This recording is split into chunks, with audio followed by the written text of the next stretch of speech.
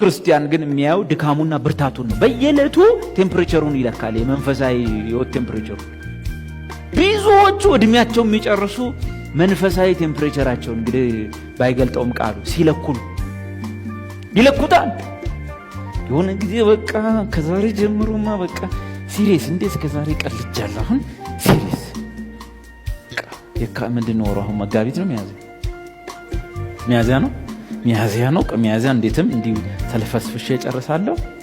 ከግንቦት 1 ጀምሮ ግን ሲሪየስ ጾማለሁ፣ ጸልያለሁ፣ ባይብል አጠና ግንቦት 1 ከዛ መንፈሳዊ ህይወት ብሎ የሳለው ስላለ ለምሳሌ ከመንፈሳዊ ህይወት አንዱ እንዲህ ማለት ድሞን ትልቅ መጽሐፍ ቅዱስ ተሸክሞ ቸርች መምጣት ኦር ጊታር ዘቅዝቆ ሰቅሎ መሄድ ብቻ ይኖራል። ጴንጤያዊ መንፈሳዊ መልካል ያን ለማምጣት መከራ ልጁ ምን ሆኖ ነው ትላለህ።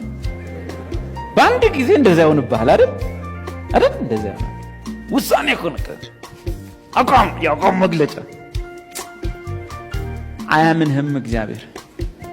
ጊታሩን ዘግዝቀ በትይዞ ማቆመ በትይዞ መንገድ ላይ ብዘምርም አያምንህም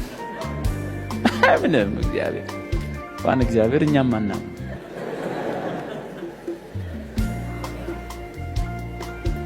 እንድሷ ቴምፕሬቸራችሁን ስትለኩ አትዋል።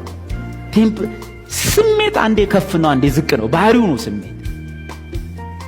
ስሜትን እያዳመጥ መንፈሳዊ ህይወትን ቼክ የምታረግ ከሆነ ስሜት በባህሪው አንዴ ከፍ ነው አንዴ ዝቅ። የሆነ ሰዓት በቃ እንትን ይልሃል፣ ምንድነው አልጸልዩም እንዴ? ሌላ ቀን ኧረ ጸልይ ቢሉ የለህ ትወርዳል። ስሜት